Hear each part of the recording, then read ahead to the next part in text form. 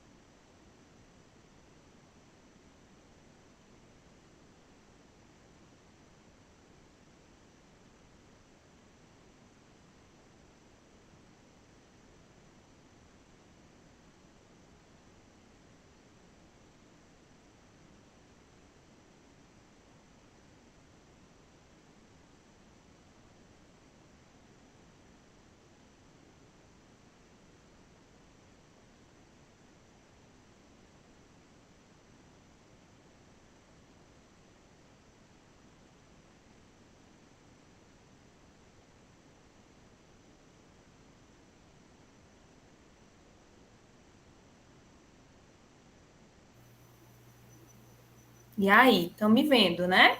Restabelecemos. Me ouvindo bem? Certo. Agora eu quero ver se eu consigo escutá-los. Por favor, Oi, professora. Frederico. Ouviu? Professora, boa noite. Boa noite, professora. Marcos Luiz Corrêa. Professora, a senhora me ouve? Eu não estou escutando. Não sei o que é. Vou desligar aqui o fone. Vou ver se eu consigo.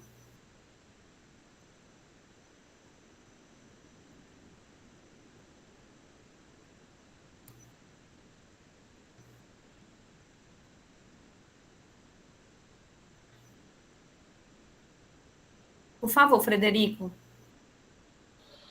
A senhora me ouve agora? Agora sim. Boa noite. Minha no fone, tá? Boa noite. É só uma dúvida antes da senhora começar. Eu não estou conseguindo postar a atividade do Fórum 2. Quando eu clico lá no cadastrar tópico, não aparece aquela caixinha para mim escrever e nem escolher um arquivo se eu quiser anexar.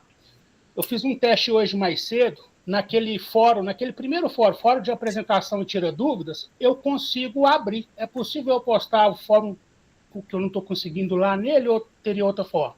Frederico, já as tutoras me passaram, né, a sua demanda, e aí isso foi ontem. Eu estava em viagem, eu não consegui verificar, porque tudo que eu consigo ajeitar na plataforma eu mesma faço, né?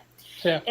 Porque quem colocou esse fórum foi o pessoal do TI, né? Então, me dê um prazozinho até amanhã de manhã para verificar, né, o que é que aconteceu. Não, tudo bem. De toda forma, parece que até dia 16. Isso. Aí, assim, não se preocupe com prejuízo, né? Sim. De forma nenhuma vocês serão prejudicados por uma questão técnica, nada não, tá? E aí, tudo é só entrar em contato que a gente resolve numa tranquilidade, tá bom? Tá bom, então, amanhã esse retorno para você, a gente consegue dar esse retorno para você, tá bom? Beleza. Ótimo.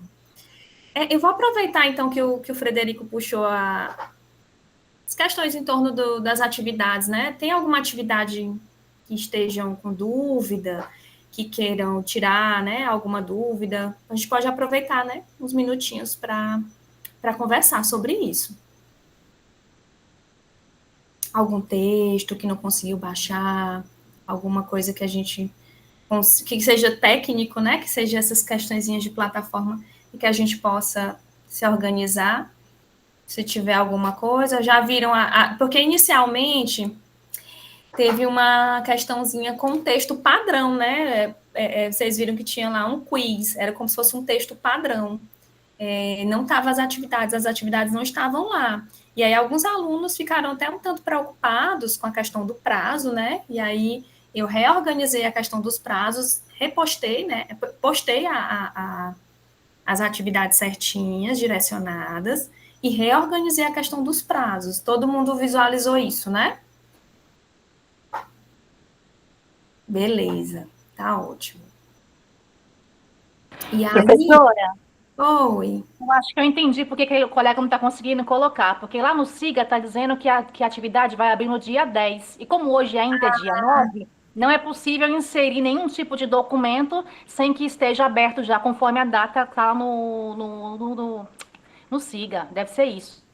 Pois tá explicado, Frederico. A Vanessa nos trouxe essa informação, né? Muito boa, e que é possivelmente a explicação, a questão do prazo, né? Ainda não está aberto, tá?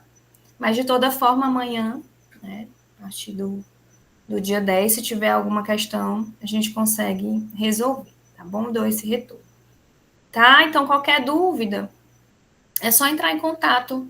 Em relação às atividades, é só entrar em contato, tá bom? Em relação a prazo também, a gente consegue conversar direitinho e resolve tranquilamente, tá bom? Eu consigo escutar as demandas de vocês, né, dialogar com elas, e a gente consegue resolver da melhor forma, tá bom? Mas já tiveram algumas pessoas que responderam, né? O Caio está dizendo, eu acho que no videozinho que eu vi também tinha algumas pessoas que responderam, né? Então, vamos verificar, tá bom? Eu prometo verificar hoje, amanhã de manhã já entro em contato com o TI. Se eu mesma não conseguir reorganizar, fazer, eu entro em contato com o TI. Isso, ao Fórum 2, Gerlan.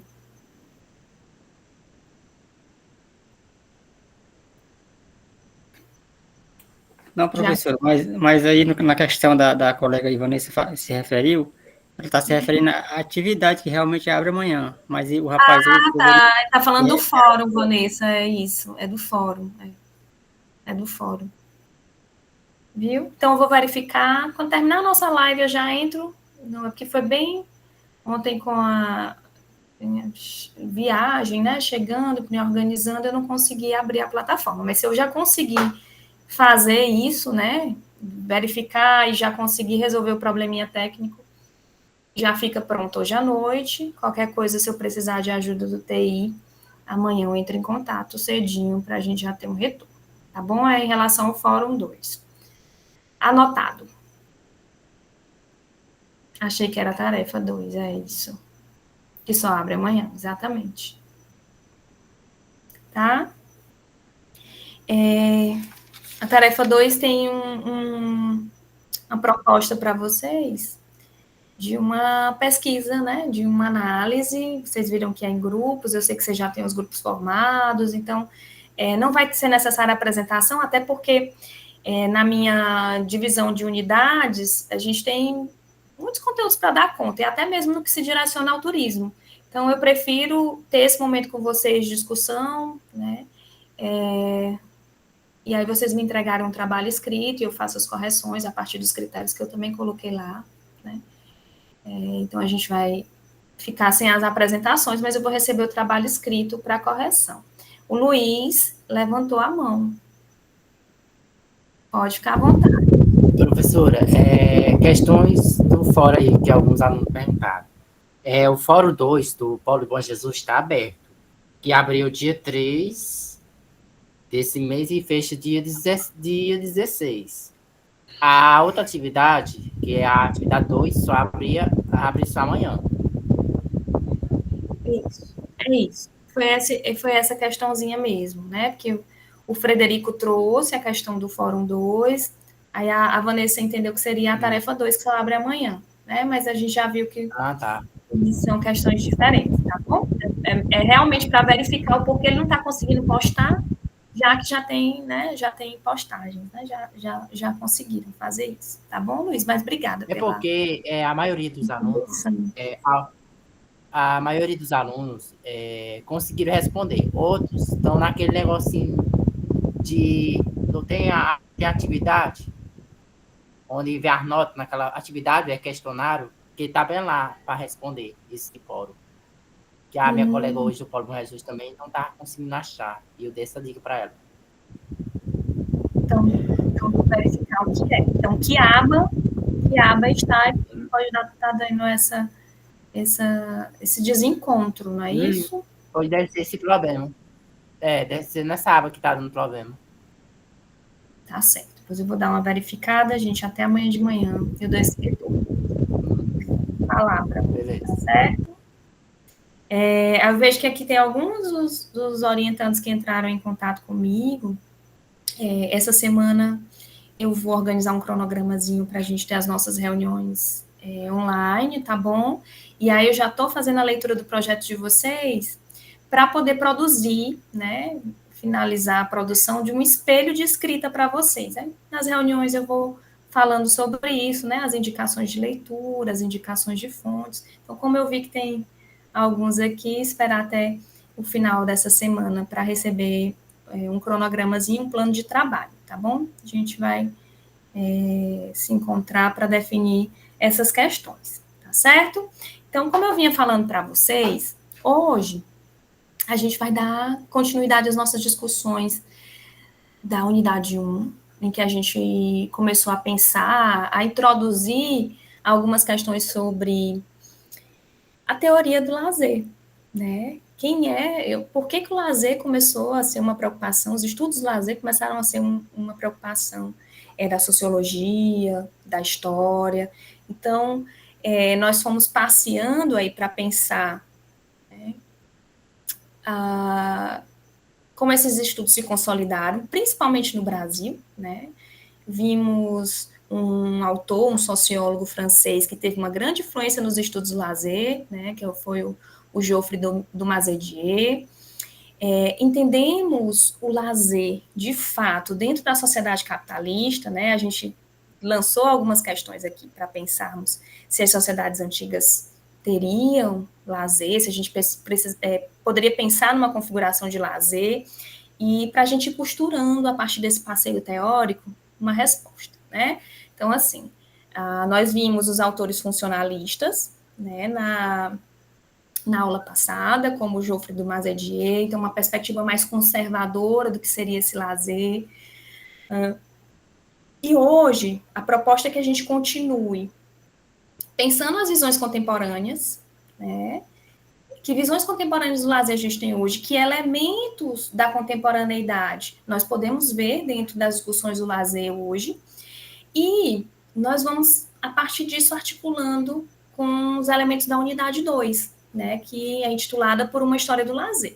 Então, nós vamos tentar responder aquelas perguntas que a gente fez, se as sociedades antigas de fato tinham lazer, ou se a gente poderia pensar num ócio, que de fato o lazer foi elaborado nas sociedades capitalistas, e como há um comportamento do capitalismo hoje em torno do lazer, na perspectiva contemporânea, passando também pelas políticas públicas, né, pensadas em diferentes períodos no Brasil, de Vargas, né, de Getúlio Vargas, até os processos de globalização, né, como é que isso se modificou e que novos elementos são adicionados. Eu vou compartilhar um materialzinho aqui para a gente, que aí o nosso primeiro tópico vai ser a nossa retomada. O que foi que nós vimos nas aulas passadas e o que nós vamos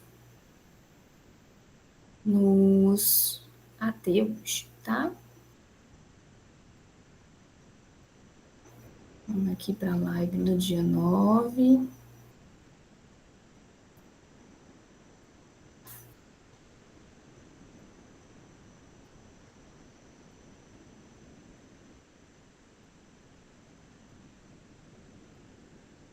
Deixa eu ver se eu consegui compartilhar. Ainda não, né?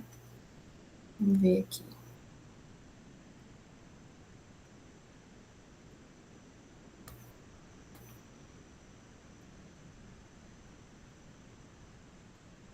Ainda não.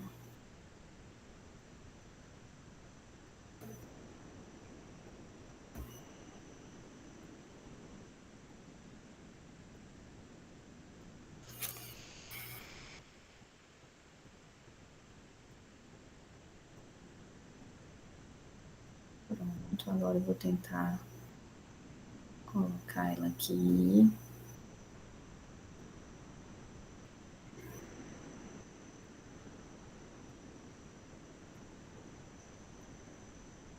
O computador tá meio esquisito hoje.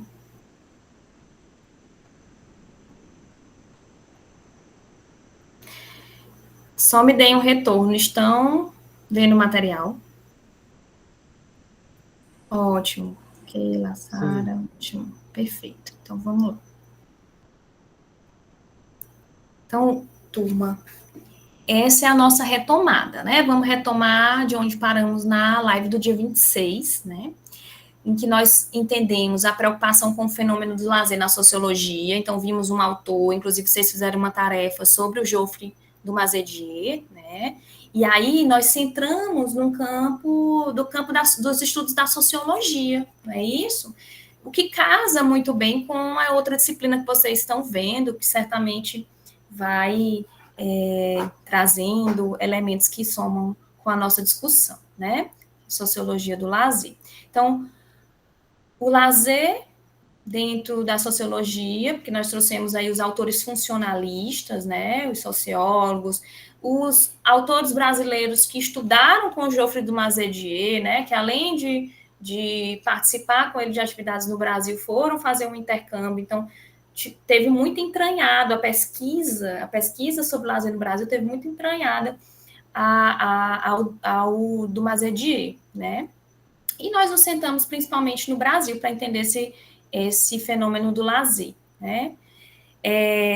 Nós vimos também a questão entre a separação do trabalho e lazer, né, que ocorre na sociedade capitalista, em detrimento da sociedade escravista e da sociedade feudal. Essa discussão, turma, nós pensamos porque nós começamos a entender que nas sociedades antigas, né, na sociedade romana, na sociedade grega, existia uma visão negativa do trabalho, né? E aí, o ócio, né, a ideia da contemplação, estava muito relacionado, né, a uma perspectiva de cidadania. Então, quem é que podia ser cidadão? Quem estava dentro de uma classe superior, portanto, teria mais tempo para participar das decisões políticas das cidades, né, como nós vimos na Grécia Antiga, né, em Atenas, por exemplo. Então, assim, nós vamos pensar um recorte, né, do ócio aí dentro dessas sociedades, e a importância do ócio para essas sociedades, tá? Porque estava muito relacionado à contemplação. Um outro ponto, né, está aí o ócio, né, que era a prerrogativa das classes privilegiadas das sociedades antigas, e como o ócio vai perdendo prestígio, né, perdeu o prestígio na sociedade capitalista em detrimento do trabalho, tá? Que passou a ser mais privilegiado nas sociedades modernas. Então, a partir do momento em que nós passeamos ali, começamos a entender algumas questões sobre se já existia, né, o lazer nas sociedades antigas, nós entendemos que, de fato, o lazer, né, tem um recorte nas sociedades modernas, na modernidade, né? Por quê? Porque a gente vai exatamente isso, o ócio, essa ideia da contemplação, o trabalho como uma visão negativa, ele vai ganhar uma outra configuração na modernidade, né? Com o surgimento das fábricas, né? Com o surgimento da classe trabalhadora, das relações de exploração do capital, não é? Então, nós tratamos desses aspectos. E tratamos ainda dos processos de burocratização e mercantilização, né, que são importantes para a consolidação do fenômeno do lazer. Quais foram eles? O aumento da divisão social do trabalho, né, e, posteriormente, o tempo liberado do trabalho. Faltando ali. Dentro da perspectiva da introdução, de fato, à teoria, né, nós trabalhamos os autores funcionalistas, né, principalmente a influência que eles tiveram no Brasil durante a década de 70, o Geoffrey du Mazetier, né, foi o autor que nós nos centramos aqui, tanto nos estudos do lazer, quanto no estabelecimento de políticas públicas. Então, nós vimos que a partir do momento em que esses autores, né, eles vão consolidar esses estudos do lazer, né, vai acontecer também, né, uma maior influência da perspectiva do lazer, de como eles enxergavam o lazer no estabelecimento de políticas públicas, né? Até porque nós vamos ter uma outra dinâmica nas cidades, as fábricas instaladas na cidade, os trabalhadores que vão vir de outros lugares para trabalhar nessas fábricas, né? Então, precisava ter mobilidade, precisava o que agora ter transporte, energia, né? Saneamento básico, entre outras coisas. Então, as cidades, elas vão se modificar, né? Nesse período, certo?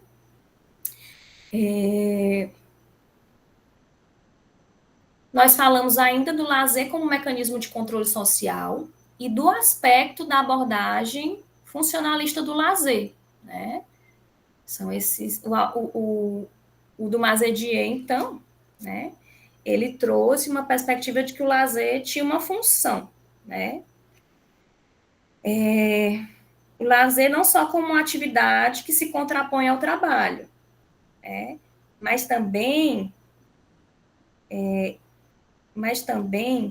como uma questão de comportamento social, né?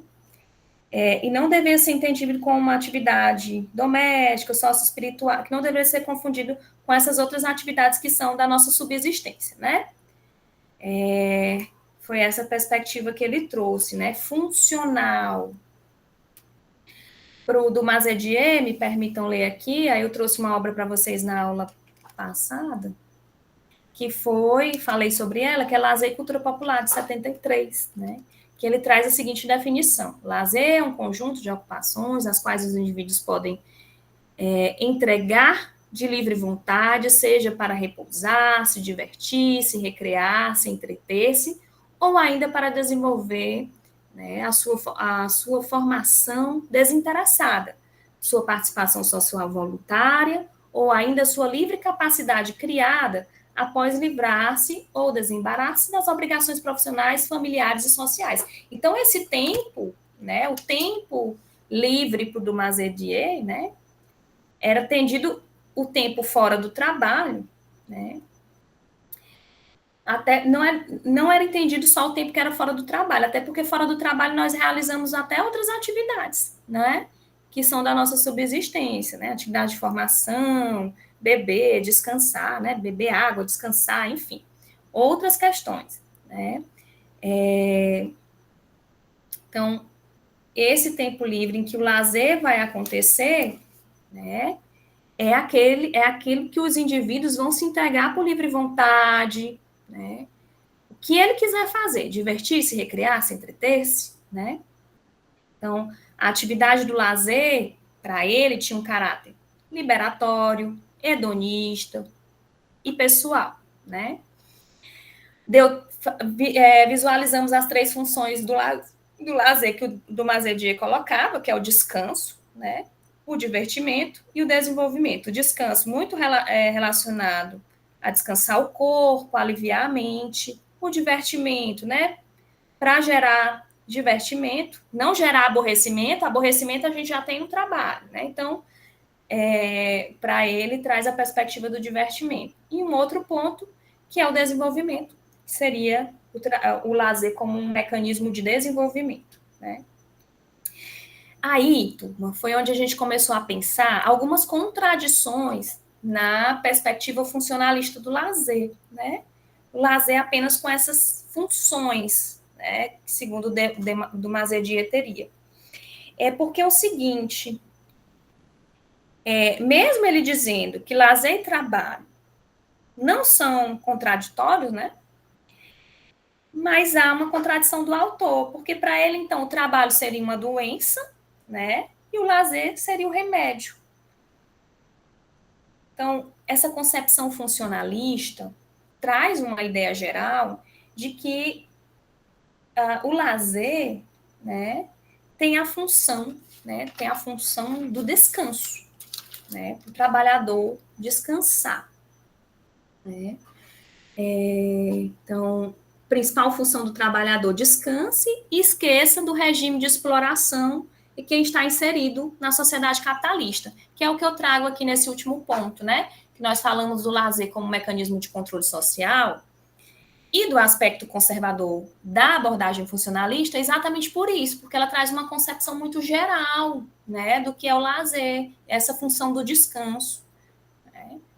Nós vamos descansar para esquecer os problemas que a sociedade capitalista, a exploração dessa sociedade capitalista.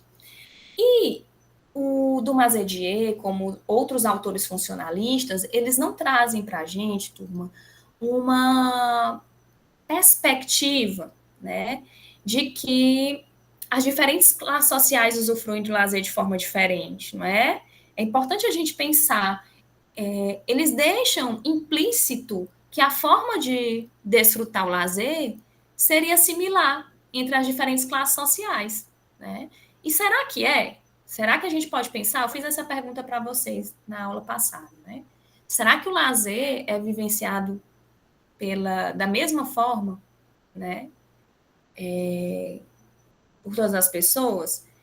Principalmente quando a gente vai falar da mercantilização dele, né? Então, e na contemporaneidade tem outros elementos que vão ser adicionados que a gente vai precisar pensar sobre isso, não é? Então, a própria rede social, né? Como é que a rede social vai fomentar a perspectiva do lazer. Né? Então, as classes sociais não usufruem do lazer da mesma forma, né? Então, é uma crítica que a gente faz à ideia de um lazer alienado, né? Por quê? Porque o lazer não é uma particularidade só do trabalho. Ou melhor, desculpa, a alienação, gente, não é só uma particularidade do trabalho, né? A ideia da alienação do trabalho. Mas é também uma particularidade do lazer, né?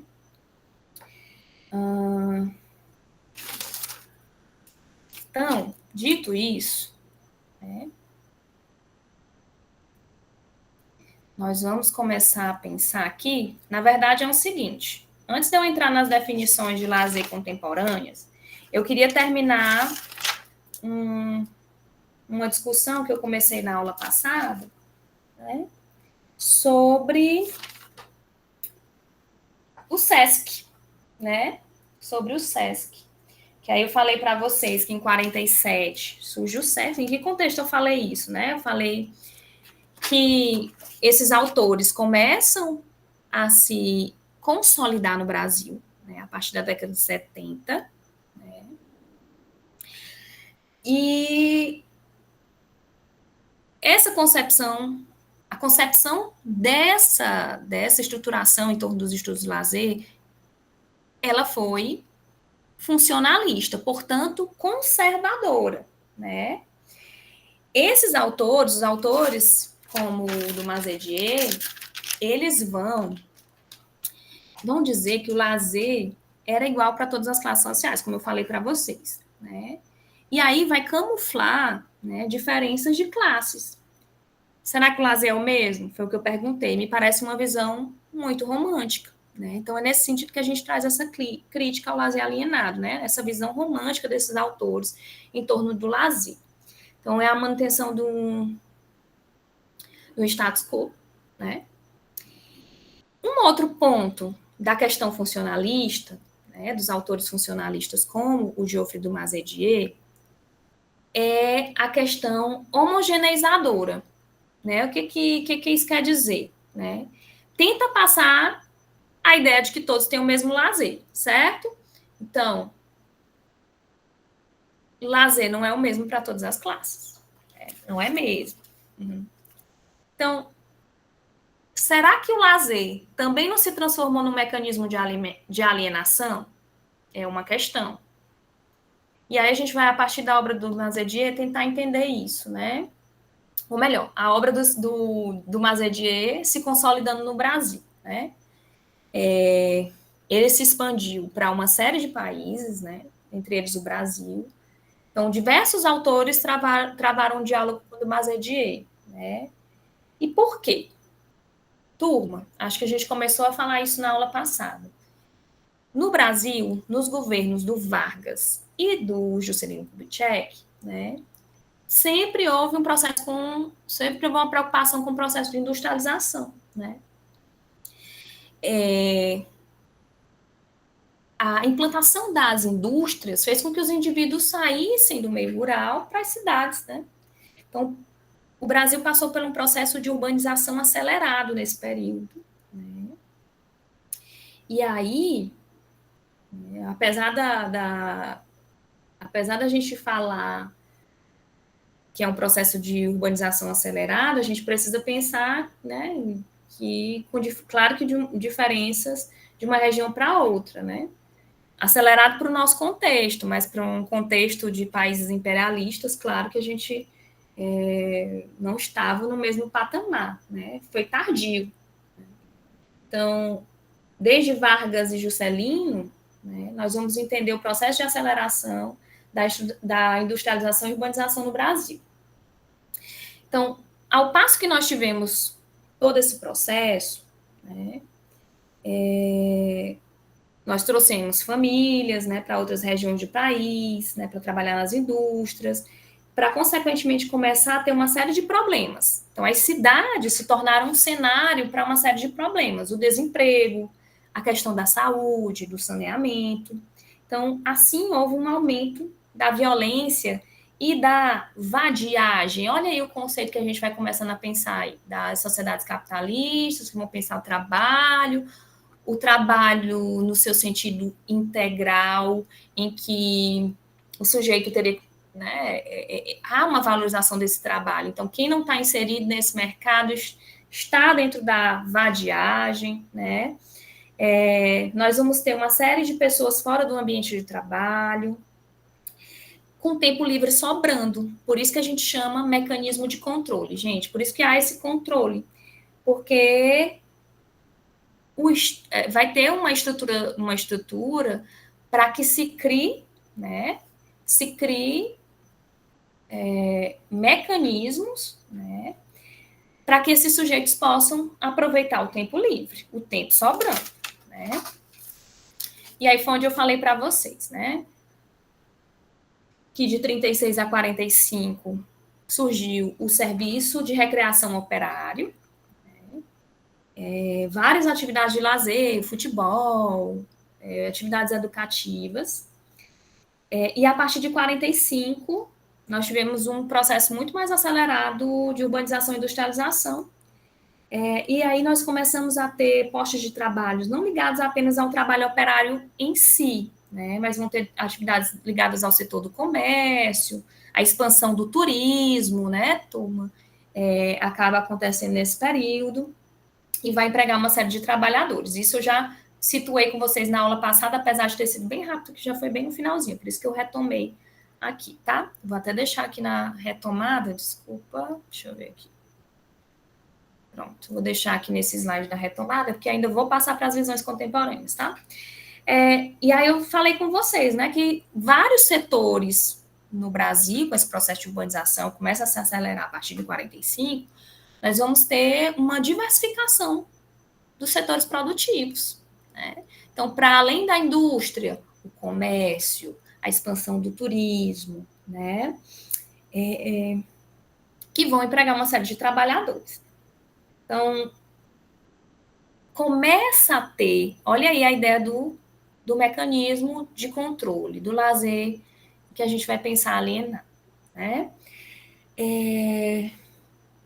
Uma instituição que começasse a abarcar essas novas categorias de trabalhadores, né?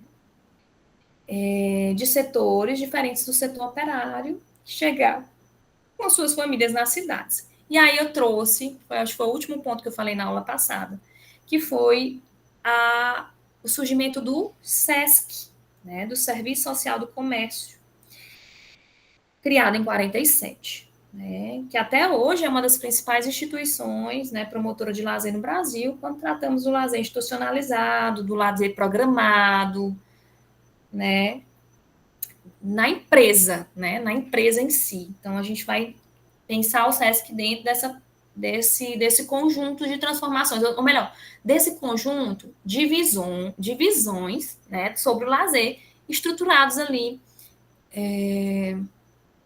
a partir de 45, né, a partir de 45, mas que vai de fato, se consolidar a partir das décadas de 60 e 70 com os estudos sobre lazer, né, que é essa visão mais conservadora e funcionalista que nós estamos falando, né.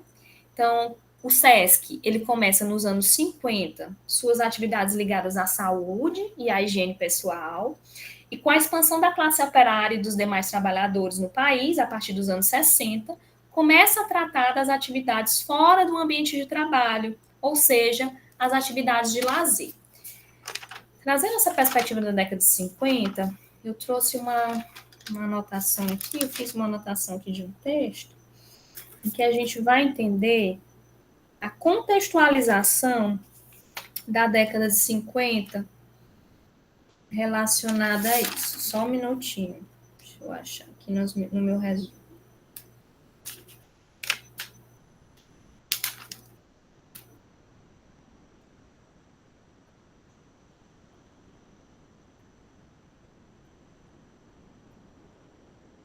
Pronto.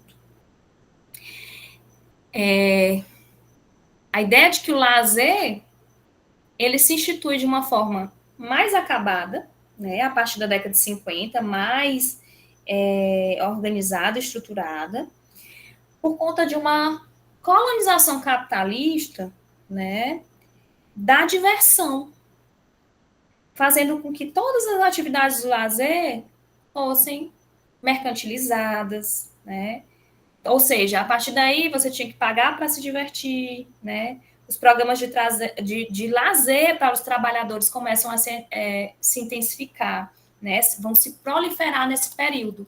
E aí nós temos, diante dessa conjuntura, o surgimento do SESC, que a partir da década de 50, de fato, né, começa a tratar de atividades fora do ambiente de trabalho, as atividades de lazer, o lazer para os trabalhadores, né? E para que se pudesse ter no Brasil um campo de estudo, né? Porque nessa época, né,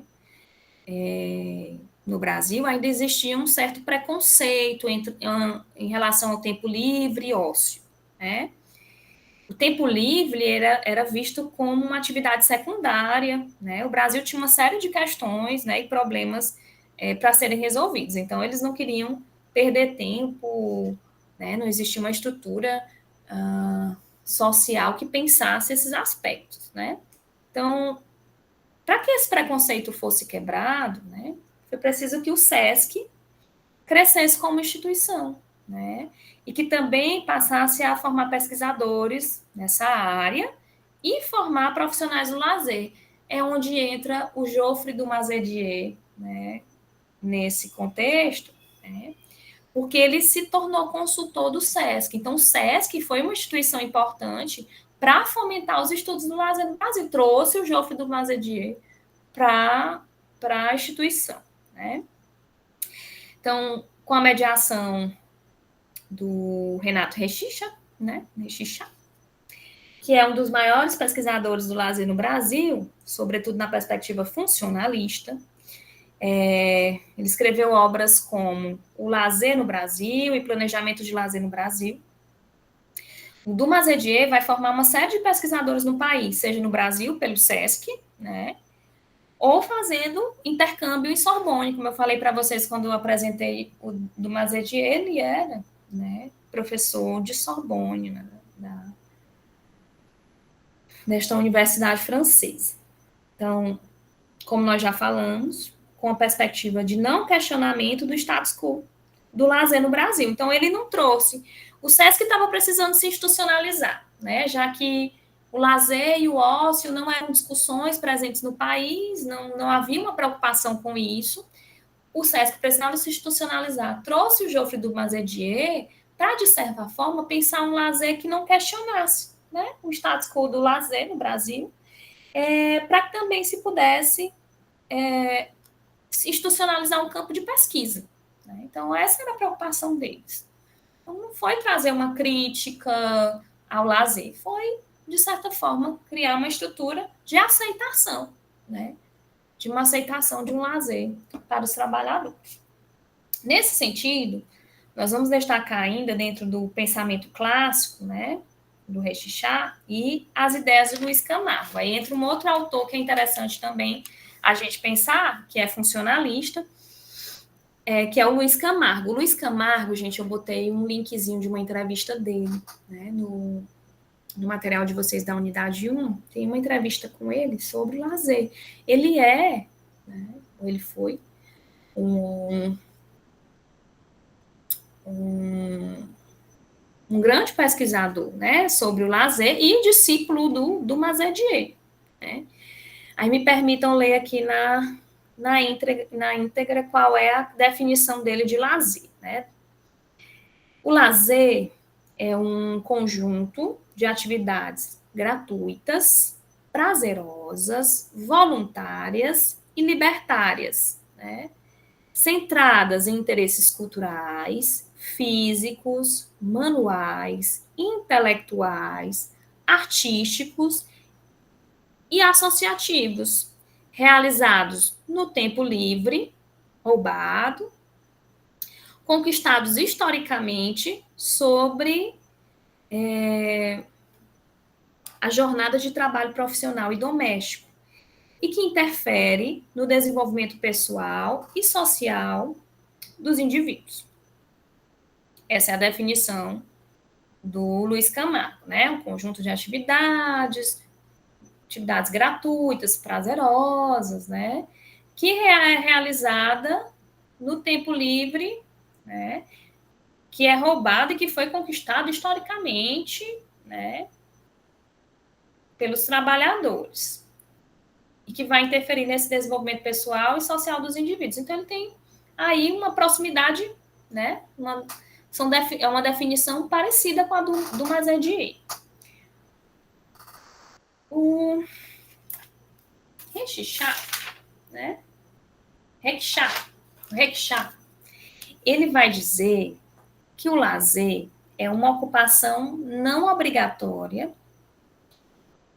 de livre escolha do indivíduo que vive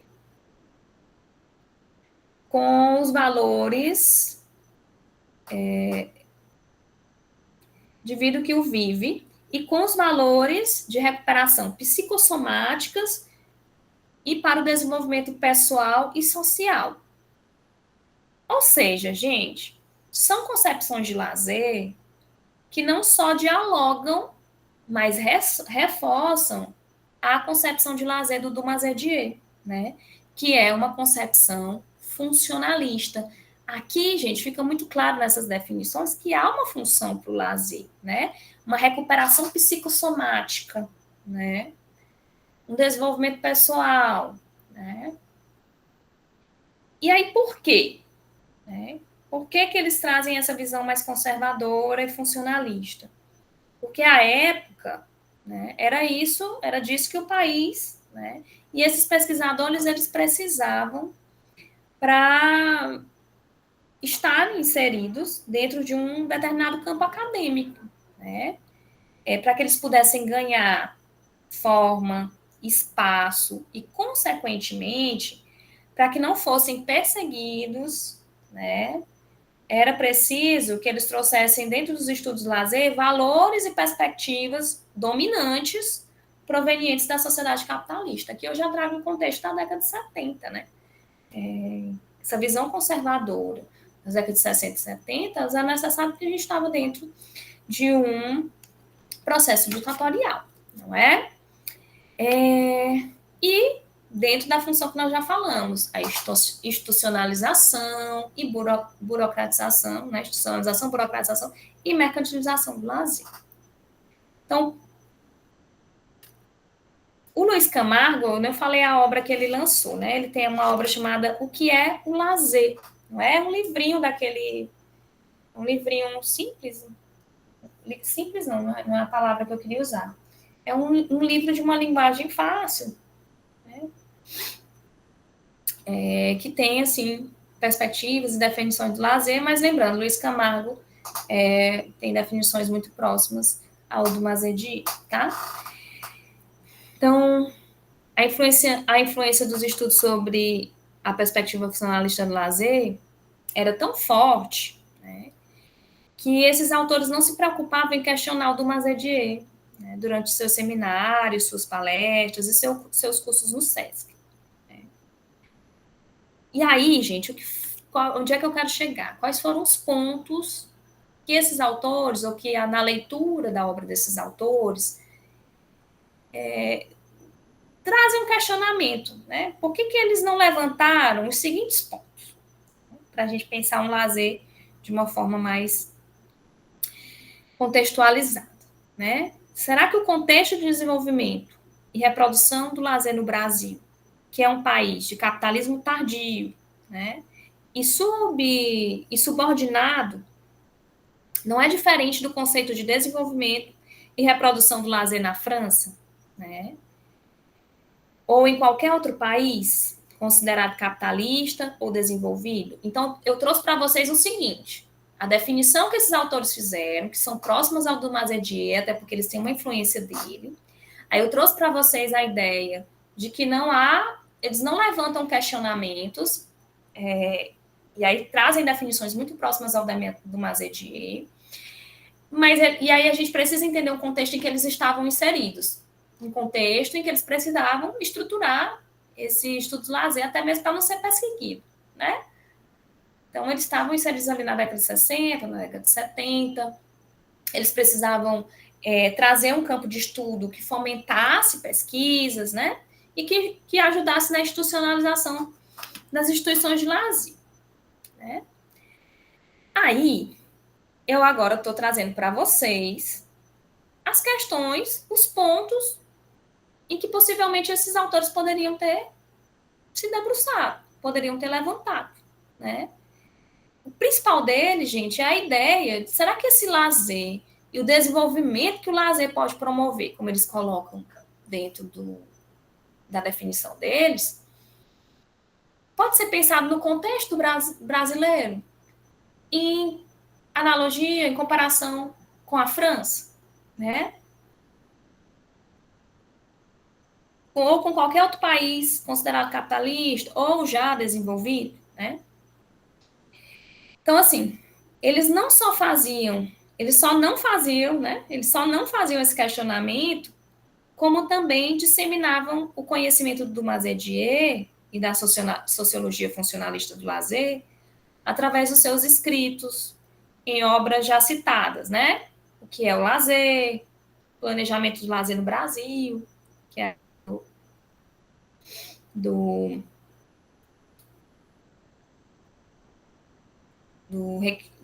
Rexach, né? Lazer no Brasil, do Camargo e do Rexach, né? E Lazer no Brasil. Então, assim, para esses autores, o que existia era uma preocupação com o aproveitamento do tempo livre. E aí, que era liberatório, mas era necessário que se tivesse cuidado com a maneira que se aproveitasse esse tempo livre, né?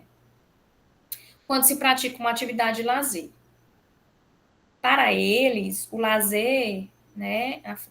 Para eles, o lazer tinha uma função clara, né? E o do Mazedier traz isso, né? Na obra, na Revolução Cultural do Tempo Livre, né?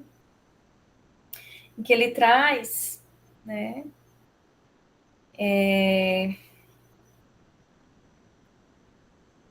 Traz a perspectiva sobre um controle social regulador, né? A ideia de controlar fora do seu ambiente de trabalho,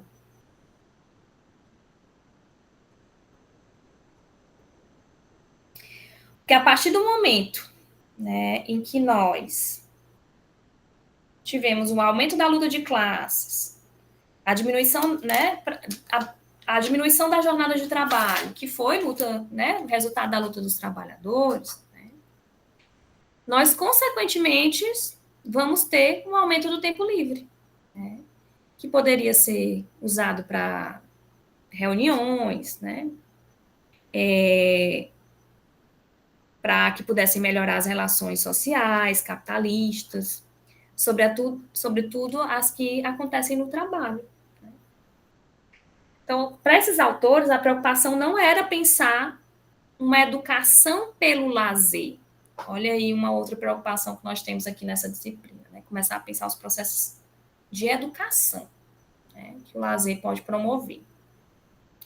Então, assim, eles não pensaram uma educação pelo lazer, mas uma educação para o lazer, né? E ensinar os indivíduos a praticar o lazer correto, funcional, olha aí. Então, a estrutura de pensamento, a estrutura institucional são para remontar um lazer, olha aí, nesse período, funcional, utilitário, mas que, na verdade, reproduzia os interesses das classes dominantes.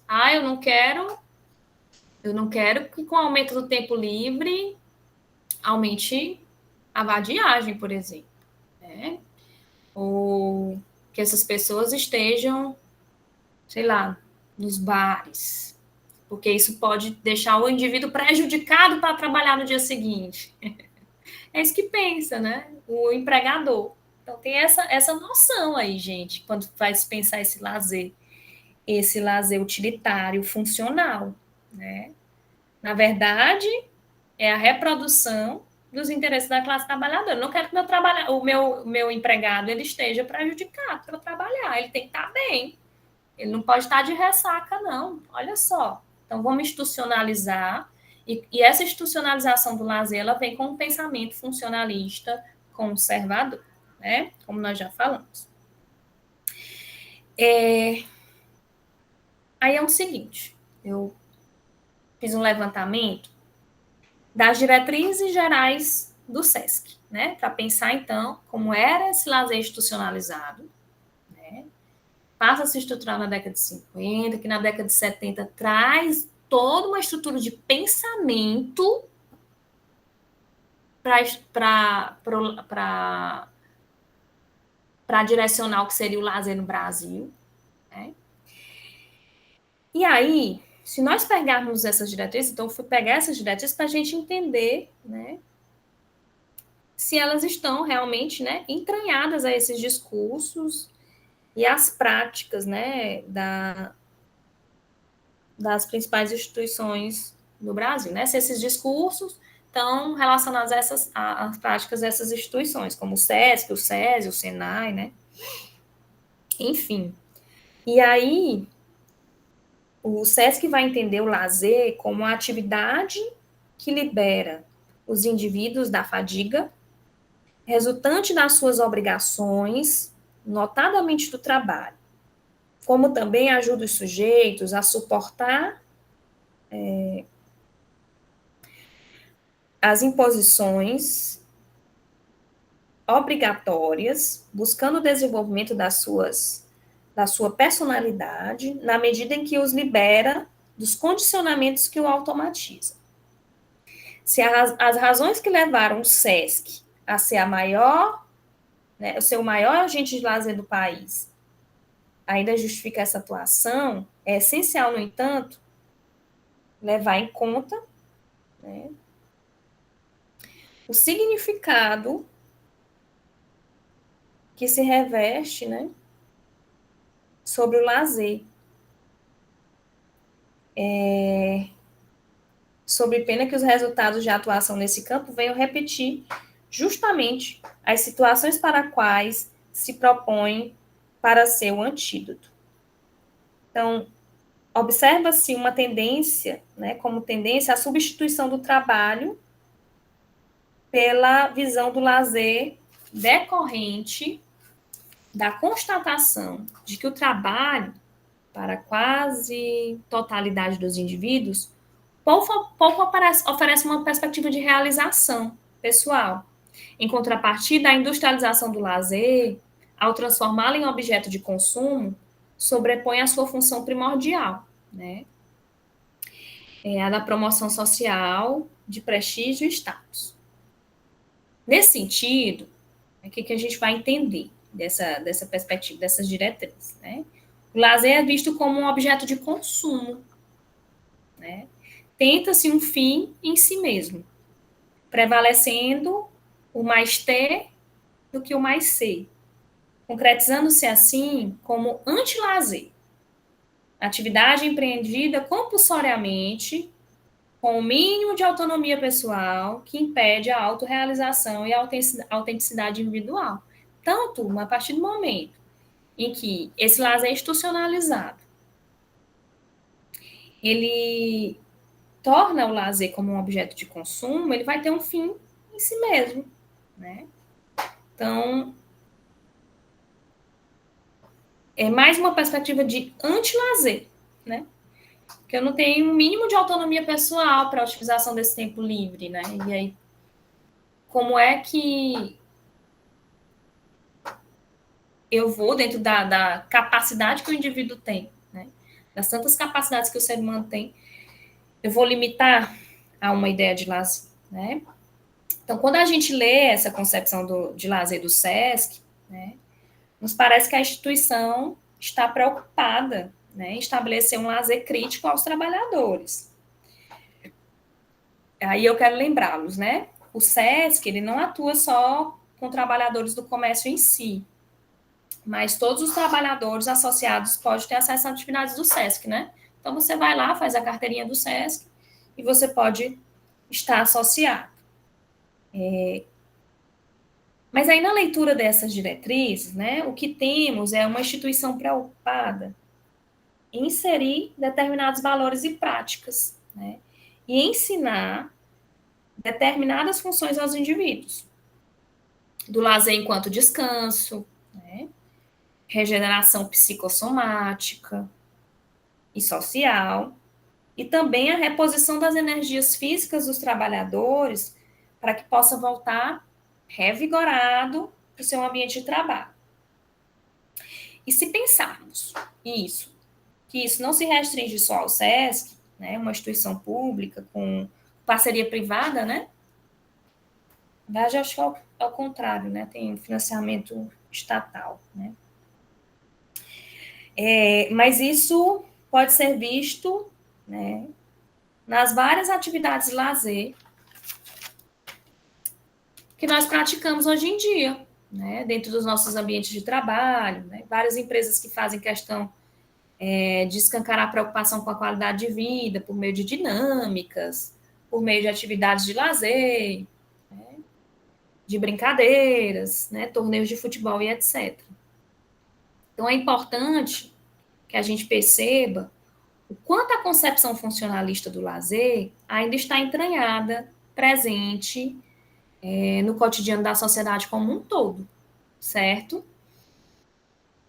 Tragam exemplos para mim aí de como é que as empresas que vocês trabalham, possivelmente trabalham, têm essa perspectiva, essa preocupação com qualidade de vida. Alguém compartilha aí, ou traz essa ideia, e aí nós já sabemos que está dentro da perspectiva funcionalista do lazer, e que a gente entende, então, né, que foi moldado, né, para pensar como o trabalhador deve se portar. Tem dinâmica, tem atividade de lazer no final de semana, tudo isso mediado pela própria empresa, né, pela empresa em si. Então, está ainda no nosso cotidiano, está entranhado ainda nas nossas relações sociais como um todo. E é claro que hoje nós vamos ter visões que se contrapõem a essas, né? Visões e concepções acerca do lazer que começaram a surgir nos anos 80, que aí são as visões que eu quero trazer para vocês aqui, as definições de lazer, né, as visões contemporâneas, né?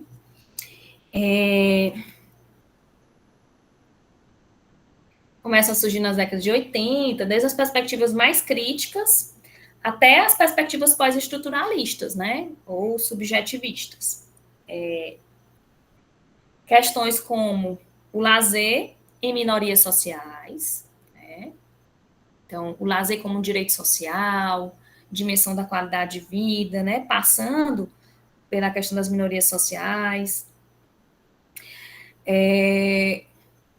o lazer e a infância, né, lazer e a infância, o lazer e a terceira idade, por exemplo, né? Então, o lazer dentro das visões contemporâneas, já entrando aí em outra perspectiva, né, conceitual, teóricas, né, vai ser, né, um espaço de criação, cultura e sociabilidade, a influência do contexto social, cultural e tecnológico, né? Então, o lazer não é apenas um tempo residual, mas um espaço de vivência cultural e identidade, né? Então, assim, a gente vai trazer uma ideia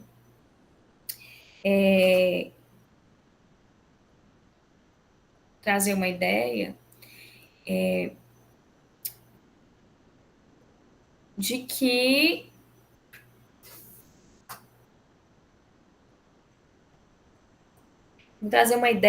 muitas vezes não leva ao pensamento do lazer em sua totalidade, né, dentro dessas visões contemporâneas, mas já começam a dialogar com outras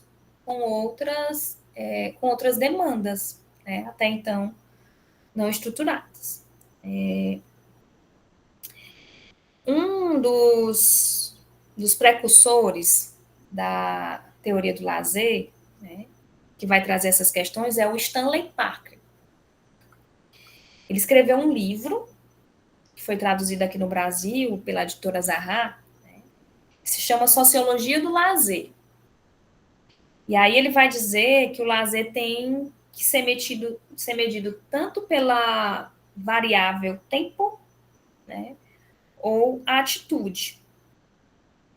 Esse tempo de lazer deve ser compreendido, né, no tempo livre, no qual se tem disponibilidade e recursos para realizar determinada prática de lazer. Ou seja, né, aqui ele já fala em disponibilidade e recursos, né? Não há apenas uma ideia funcionalista, não há apenas uma ideia do descanso. E aí dá uma ideia também de que existem outras classes, a diferenciação de classe, que nem todo mundo desfruta do lazer da mesma forma, né? Então, já percebemos outros elementos, para além da perspectiva do Dumazedier, né? É preciso ter tempo, recurso, ou seja, algumas pessoas não vão ter muito tempo, mas nem todas elas, algumas pessoas vão ter muito tempo, né? Mas nem todas elas vão ter recursos para realizar uma atividade de lazer.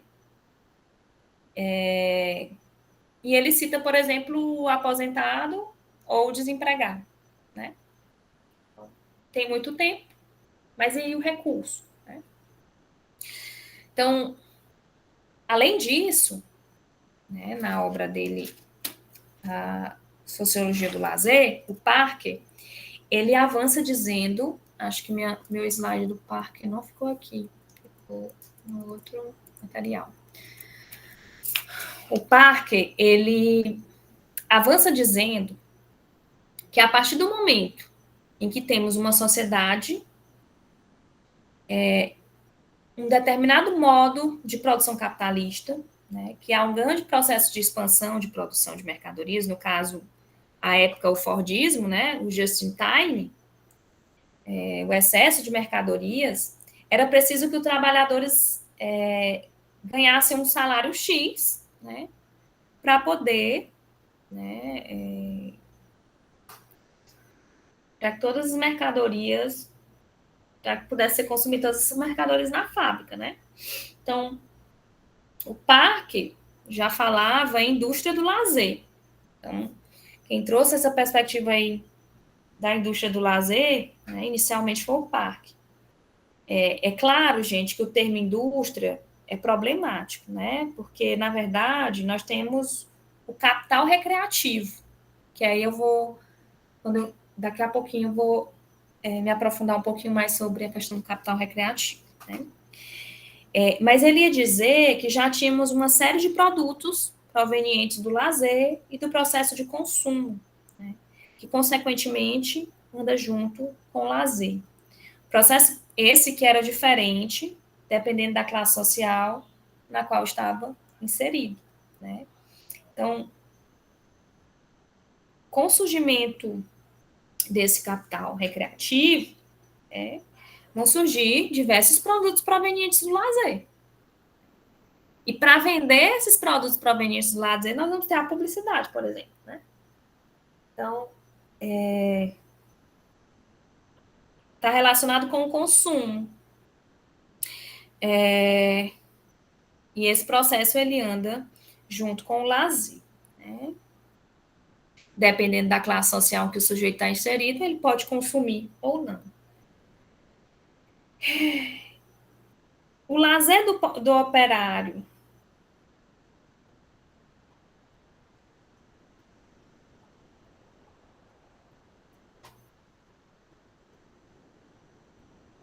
Então, assim, o parque, ele vai influenciar outros pesquisadores, né? Um deles, dentro das visões contemporâneas, né? Que já trazem uma ampliação da perspectiva do lazer, né? Pensando em tempo, recurso, é o Celso Marcelino, né? Que aí tem as obras Lazer e Educação e Lazer, Humanização e Humanização, né? O autor, ele vai compreender, né, o lazer como cultura. Que o lazer, ele não é igual para todos, né? Então, ele é um pesquisador brasileiro, com referência nos estudos culturais do lazer. Definiu o lazer como um fenômeno cultural, não apenas como tempo livre. Então, olha aí a ideia do lazer como um fenômeno cultural, tá? Enfatizou a relação entre lazer e cultura vivida, né? E destacou o lazer como um espaço de educação informal, tá? Que é outro direcionamento que nos interessa muito aqui, né? Principalmente quando a gente estiver falando sobre as questões, sobre as relações com o turismo, né? Turismo, educação, lazer, turismo e educação, tá? Então, ele entende o lazer como cultura. O lazer não é igual para todos. Conseguimos definir isso, uma pergunta que eu fiz lá atrás, ainda na outra aula. Então, nós já conseguimos, nesse passeio teórico, entender que, de fato, era algo que faltava nos estudos dos autores funcionalistas, e com a ampliação da perspectiva do lazer nas visões contemporâneas, a gente já consegue responder, né, que o lazer não é igual para todos.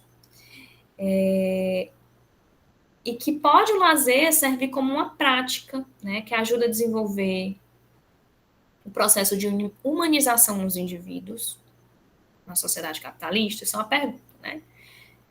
Pode o lazer servir como uma prática, né, que ajuda a desenvolver o processo de humanização dos indivíduos na sociedade capitalista? Isso é o que o Celso Marcelino vai trazer, né, na obra Lazer e Humanização, para que a gente entenda, né,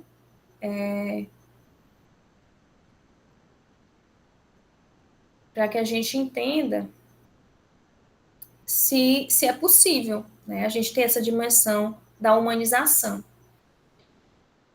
Tanto o Marcelino, né, quanto o Fernando Mascarenhas, que é um outro autor que contempla essas visões contemporâneas, né, eles tratam da questão do lazer mercantilizado, né, do mercolazer. Né. no Brasil a partir dos anos 90, e vão dizer que muitas vezes se pensa que não é necessário uma educação para o lazer, né, como os funcionalistas defendiam. Mas é sim necessária uma educação para o lazer, né, que inclusive pode gerar uma humanização, né,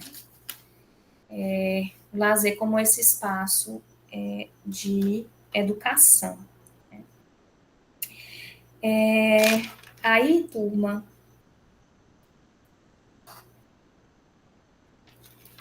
citamos aqui, né, dentro das visões contemporâneas, o Stanley Parker, né, que tem avanços em relação à abordagem funcionalista, o Nelson Carvalho Marcelino, e aqui está Celso Marcelino, mas é Nelson Marcelino, tá? Que fala do lazer enquanto cultura, e o Fernando Mascarenhas, né, que traz a ideia de mercolazer. Um outro autor, né, que nós podemos citar é o Newton Viana, que ele traz a seguinte definição de lazer. No artigo A Mercantilização do Lazer, né, para ele, lazer é um conjunto de atividades recreativas que são desfrutadas no tempo residual dos seres humanos. Né? E aí, como tratamos na semana passada, né, a gente tinha um trabalho, o tempo de preparo para o trabalho, por exemplo, a locomoção, as necessidades básicas, né, as burocráticas, por exemplo. Feitas essas atividades, o tempo restante pode ser desfrutado como lazer, tempo livre, mas um tempo livre do trabalho, né? Não necessariamente o que nós, como seres humanos, temos potencialidade de realizar. Né? Não é um tempo livre para... É um tempo livre para atividades em que possamos realizar o lazer, né? E não necessariamente é o contrário do trabalho. E o lazer, ele não é a praxis, ou seja, o lazer não é uma atividade que tem uma função, né, um significado, que tem que ter um significado para você como ser humano e para a coletividade. Enquanto transformação da realidade e da satisfação das potencialidades. O lazer não é o contrário de trabalho, e não é igual a praxis. E aí, turma, é onde eu quero me centrar aqui com vocês, que eu citei uma fala anterior, sobre o capital recreativo, né? Porque conforme nós já falamos, né, o lazer, ele localiza-se na sociedade moderna, certo? Então, eu acho que é interessante que a gente entenda aqui que o lazer...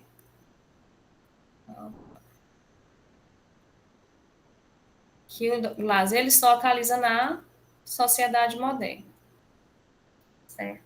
Ele se localiza na sociedade moderna e é uma sociedade capitalista, né? O fundamental é a exploração da sociedade capitalista sobre o proletariado, no sentido da extração do mais-valor, né?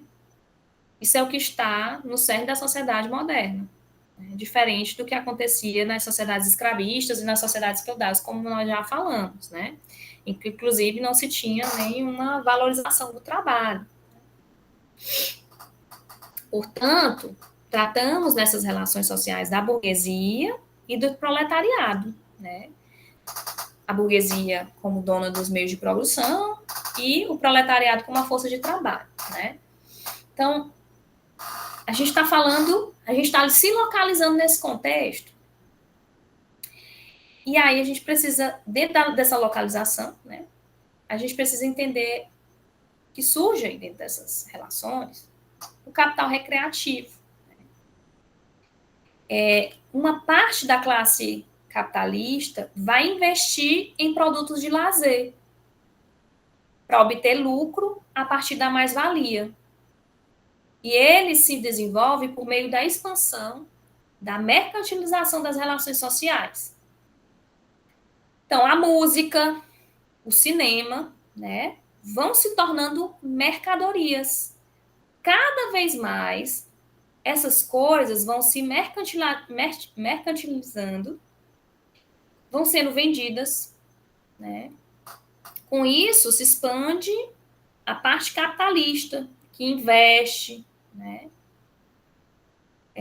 Que investe na diversão, certo? Então, aqui, ó, vamos pensar. A gente está trazendo uma categoria aqui. A gente se localizou dentro desse lazer, o lazer dentro da sociedade moderna, que é uma sociedade capitalista. Então, o lazer, gente, ele começa a ser entendido como um capital, né? Capital, é o chamado capital recreativo. Parte dessa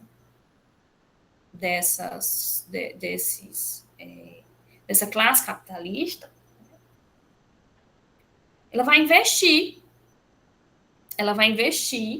né, para ter lucro. A partir da música, do cinema, que se tornam mercadorias. E aí, né, a diversão acaba sendo medida pelos aparatos do capital recreativo. Então, se você vai se divertir, você não vai simplesmente passear sem gastar nada. Ou vocês passeiam sem gastar nada. É possível. A gente sai de casa, né? Dentro dessa perspectiva, tá, gente? A gente está conversando aqui, né? Então, para as crianças, vai comprar um brinquedo, por exemplo, né? Um videogame.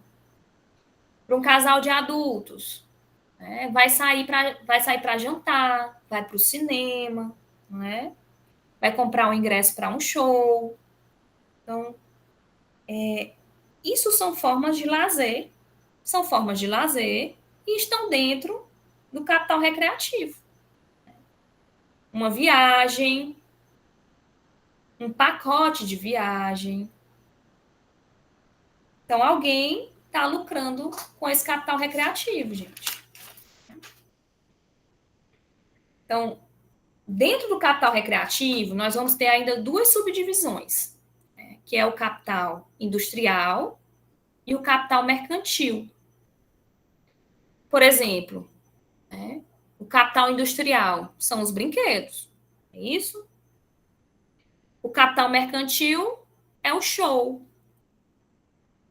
Né? Então, o capital recreativo, gente, ele perpassa, né, por dois aspectos, né? São coisas tangíveis, o que eu consigo palpar, por exemplo, o capital industrial, ele é o tangível, e o intangível, né? Que é o show, por exemplo.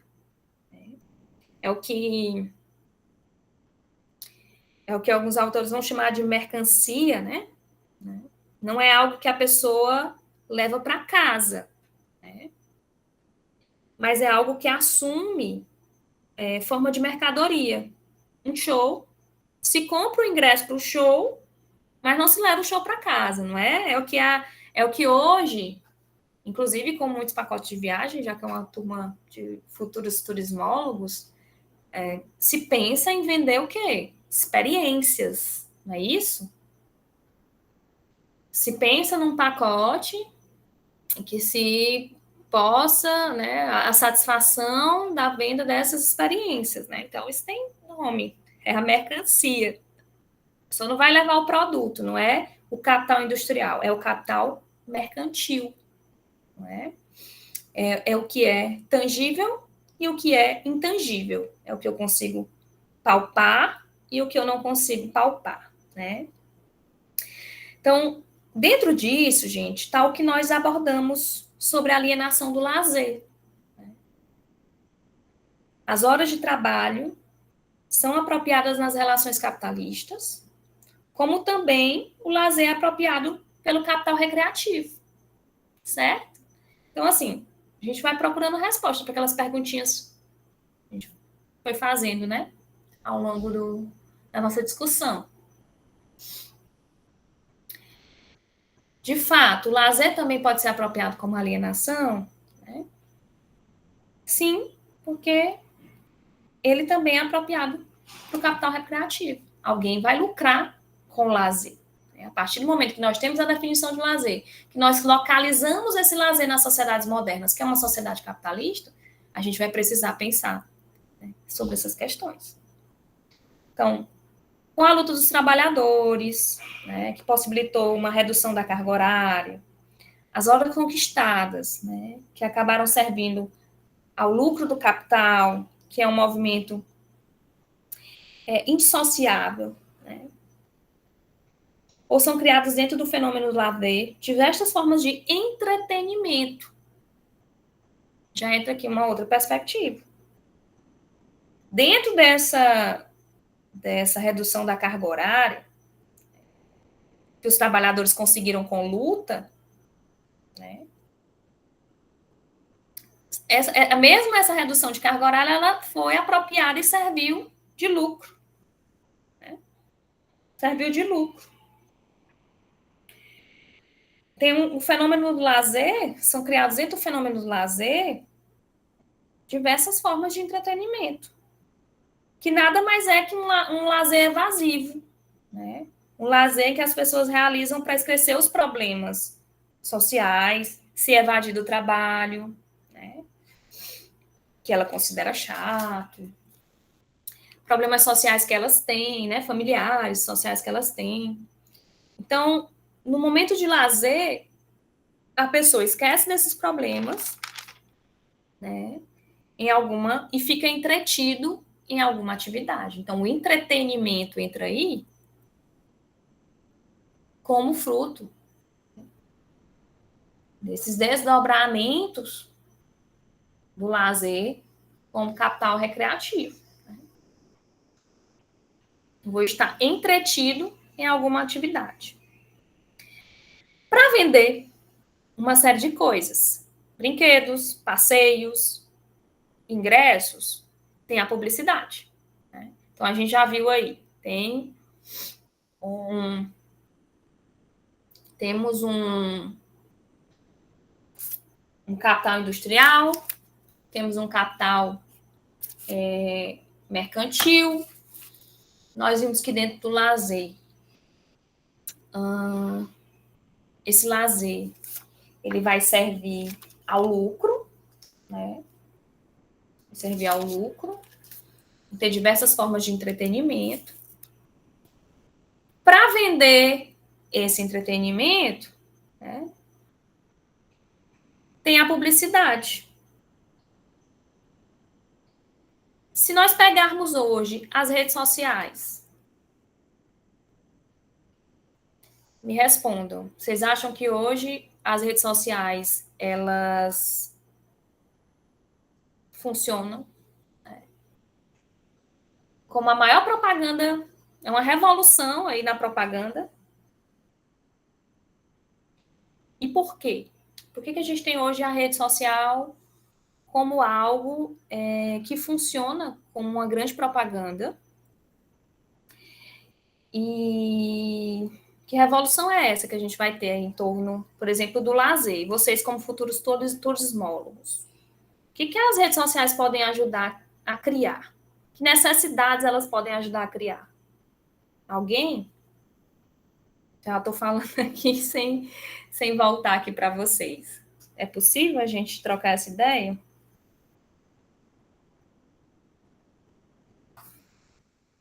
Alguém me dá um exemplo?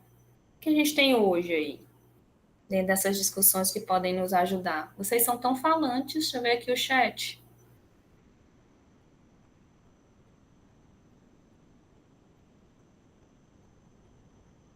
Eu vi agora aqui um retorno. Peraí, vou aproveitar. Parece que é algo de conexão.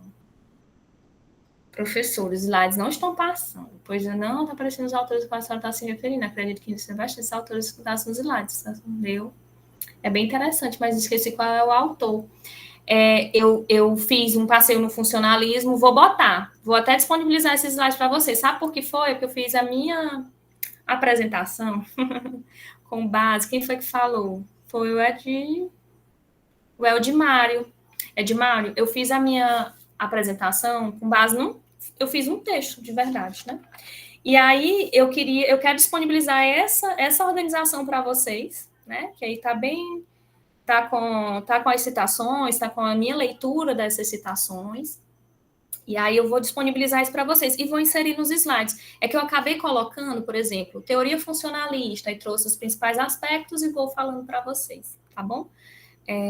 Mas eu vou disponibilizar com as citações.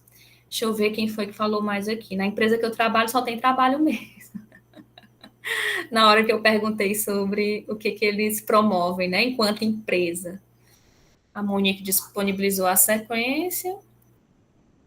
E o Edmário me deu um retorno aqui, tá ótimo. Vou organizar isso, tá? Para mandar, principalmente para vocês estudarem para as provas. Acho que é uma estrutura que pode funcionar bem, né, no PDF e acrescento, sim, nos slides de uma forma mais distribuída, tá bom?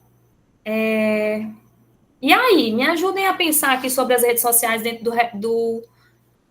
do capital recreativo. Como é que hoje as redes sociais podem fazer uma propaganda, né? Professor, boa noite. Boa noite. Me chamo Marcos, não participei da primeira live, porque eu estava de rede, alguém de câmera, eu era de rede. Peço desculpa, mas vamos em Tudo bem, frente. Marcos. Bom Agora, tê-lo aqui. as redes sociais, ela tem um alcance muito grande, né? Um alcance e a gente nem pode imaginar onde pode chegar. Isso ajuda a promover um espaço, um local de lazer, né? Ajuda a divulgar muito eventos. Isso é uma ferramenta que pode contribuir bastante, mas também pode atrair um público que você não queira, né? Então é uma ferramenta muito boa para se usar, mas tem os seus perigos, né? Tem os seus riscos, como toda coisa que a gente vai fazer hoje na vida tem sempre os dois lados, né? Mas sem dúvida, através das redes sociais, eu, por exemplo, descobri vários locais, inclusive perto de mim, que eu não tinha nem ideia que existia, né? Ajudou a divulgar, que dá vontade de você ir, que dá vontade de você querer conhecer, né? Acho que essa é a grande contribuição que as redes sociais podem dar, né? Mas com cuidado, que sempre tem os dois lados. Tanto eu Porque vejo como outros veem que não tem tanto um coração tão bom, digamos assim. e dentro dessa discussão do mercado, né, da criação de necessidades. Hoje a rede social é a maior propaganda, como você mesmo falou, foi o que eu organizei aqui para a gente discutir, né? Às vezes os comentários assim, eu nem sabia que existia, mas eu já quero, mas eu já quero ir, né? Então, assim, dentro da criação de necessidades, né, a gente está fazendo essa discussão sobre a geração de lucros, né? Como o lazer se torna aí um capital, né? As redes sociais hoje é uma propaganda, né? Ou talvez a maior propaganda de todos, porque ela vai criar necessidades, né, de consumo que a pessoa nem sabia que existia, né? Ou então uma mercadoria ou um lugar, como o Marcos citou, né? Nem sabia que existia, mas que ela quer, né? Mas que ela já viu e ela quer visitar. Então, é como o Marcos colocou, né? Tem um direcionamento interessante, mas também tem questões que a gente precisa pensar. O Caio Juan colocou aqui, acredito que sim, porque diferente dos sites, pode-se criar vínculos, né, como adicionar pessoas nas redes sociais, a fim de criar uma ligação para posteriormente ir em um determinado lugar a qual se deseja conhecer. A Keila, através dos influenciadores, né, as redes criam a necessidade de bens e serviços divulgados por eles. A gente consegue enxergar bem isso, né, bem do nosso tempo, né, a gente consegue fazer essa análise. O Eldmário, e além de adicionar, você pode marcar pessoas, utilizando seus interesses pelo @, fazendo com que essas pessoas possam visualizar opções de lazer ainda não tão conhecidos. Acredito que as redes sociais hoje são uma das principais fontes de informação para muitas pessoas, é verdade, né? Então, é a maior propaganda desse capital recreativo que a gente está falando aqui, né? Então, a experiência no acesso das redes sociais são a todo momento de postagem de mercadorias, né? Como a Keila colocou aí, os influenciadores. Vão criar necessidade de bens, eles vão vender um estilo de vida, né? Um influenciador, e aí tem páginas de influenciadores, por exemplo, que estão relacionadas ao turismo, né? O turismo e ao lazer. Se você não consegue entender, né, essas necessidades que são criadas através dos discursos, né? Os discursos que são colocados ali, o sujeito pode até entrar num sofrimento psíquico, né? Porque não se vive todo o tempo viajando. Existe a volta para o trabalho, a frustração, né? Certo? Então, assim, a todo tempo, nas redes sociais, tem postagem de mercadorias. É a criação de necessidades em tempo integral. Aí eu quero que a gente consiga demarcar isso, né? Então, as redes hoje têm uma criação de necessidades em tempo integral, né? Algumas pessoas vão postar que estão trabalhando, mas muitas postam que estão desfrutando do lazer. Então, quem está vendo as postagens está criando as necessidades para que ela também possa desfrutar do lazer, né? Então, temos dentro disso, gente, uma vida espetacularizada, né? Dos artistas, dos influencers, né? Dos atores de cinema, os cantores. O grande roteiro de lazer que eles precisam publicar para que os fãs visualizem e se crie neles a necessidade em milhões de pessoas de consumir as mesmas coisas, né? E aí, gente, chega a questões do nosso tempo, né, que nós vivenciamos e que já mostram dados, né, dados graves, por exemplo, dessa difusão dos bets, né, do jogo. Acho que é uma discussão bem atual para a gente pensar aí esse capital recreativo, né, e a expansão das redes sociais.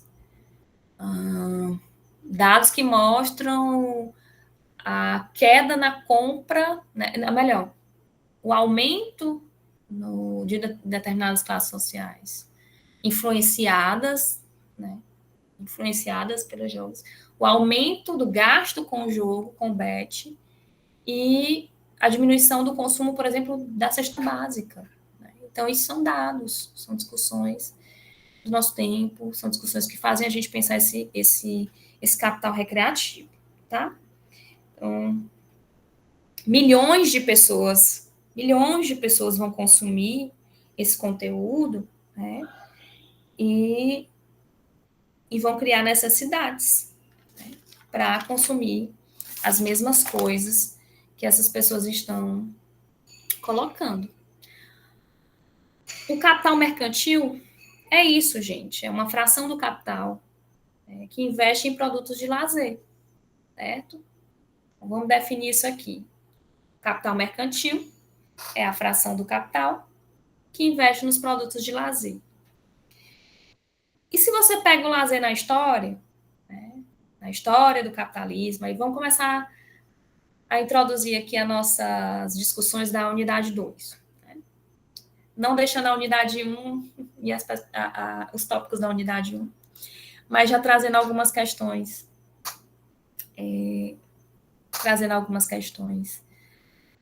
Da unidade 2, né, por uma história do lazer. Até porque nós estamos nos situando nessa história do capitalismo mesmo, né? Nessa trajetória aí das relações das sociedades modernas com o trabalho, para pensarmos esse lazer, né? O surgimento do lazer. O capitalismo se modifica no decorrer da história, e as mudanças do capitalismo trouxeram impactos no lazer, né? Nas sociedades pré-capitalistas, o trabalho era organizado por tarefas, né? Então, como nós vimos na semana passada, Havia alternância entre a atividade intensa e o descanso prolongado. As pessoas trabalhavam e produziam o que elas necessitavam e depois elas descansavam, certo? Elas não tinham um horário demarcado, elas trabalhavam até cumprir o que elas tinham para cumprir e iam descansar. Se não precisassem produzir mais, elas não produziam até ter mais necessidade, né? Com o processo de racionalização do trabalho, vai se criando a ideia de quem é da vadiagem, quem é preguiçoso, de quem não trabalha o tempo inteiro, né? Então, a ideia do trabalho de forma integral. Quem não trabalha de forma integral é preguiçoso, né? Então, vai se criando, gente, na sociedade capitalista, uma disciplina cada vez maior do trabalho. E no início do capitalismo, as condições de trabalho eram mortificantes, né? Lembram lá das jornadas de trabalho exaustivas, né? De crianças dentro das fábricas, mulheres grávidas, né? Então, eram mortificantes mesmo. Jornadas de trabalho para morrer, né?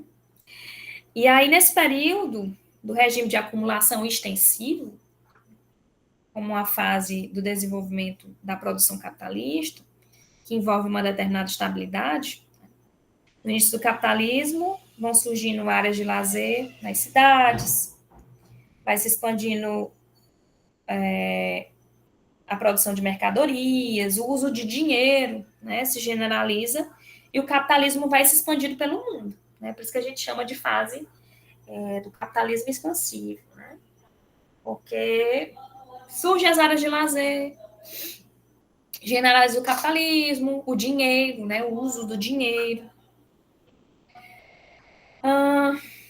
Eu falei o uso do dinheiro e o capitalismo se expande, né, pelo mundo.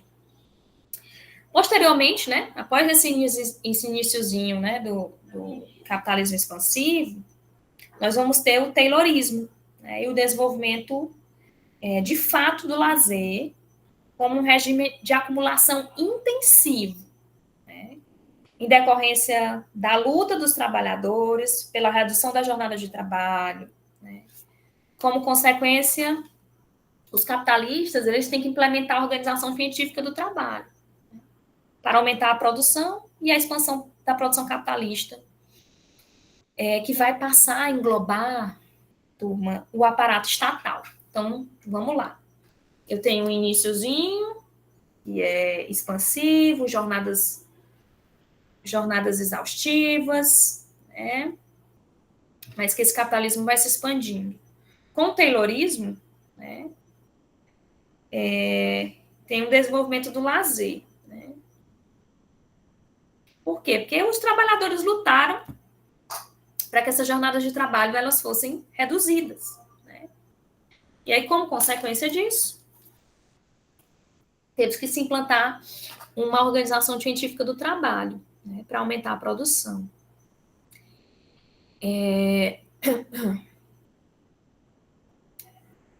Nesse momento, gente, vai se expandir a consumação de mercadorias, assim no âmbito do lazer.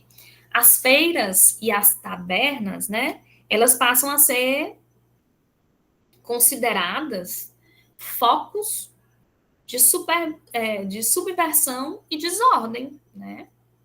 Ou seja, com o Taylorismo, e com essa acumulação do capital intensivo, vou tomar uma aguinha aqui, com a acumulação do capital intensivo,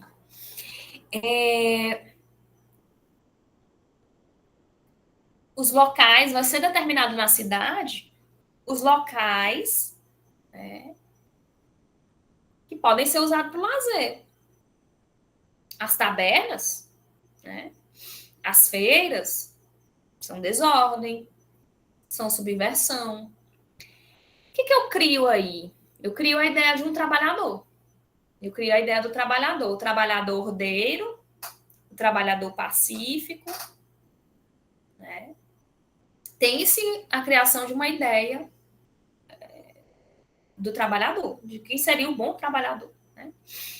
Então, determinados lazeres dos trabalhadores eram mal vistos, porque muitas vezes, né, deixavam o trabalhador incapacitado. É o que eu falei para vocês anteriormente. Se cria a ideia do que é o lazer, esse lazer mais institucionalizado, exatamente por quê? Porque eu crio a ideia do trabalhador, ordeiro, pacífico, né?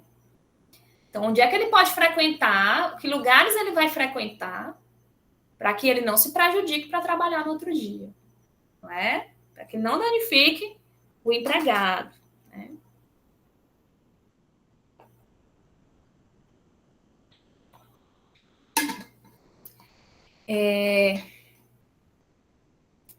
Então, eles ofereciam, né, a contraposição de práticas ditas civilizadas, né, de lazer, práticas que não iam cansar o trabalhador, que não iam dificultar o que ele goste, né, toda a sua energia de trabalho, para esgotar a sua energia de trabalho para o dia seguinte. Então, não pode. Né?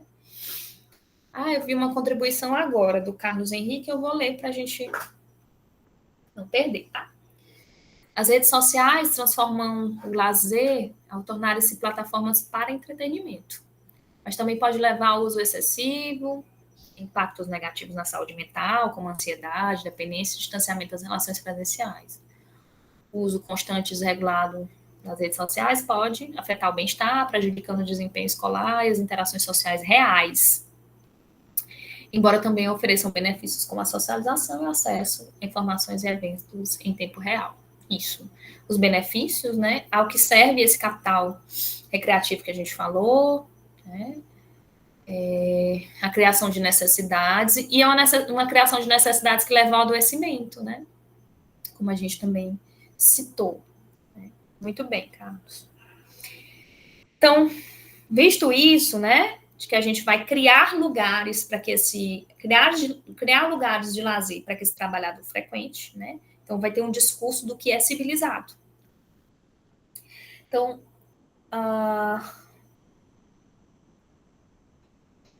depois dessas questões todas, a gente vai ter um regime de acumulação conjugado, né, em que muitos chamam de estado de bem-estar social, né, capitalista.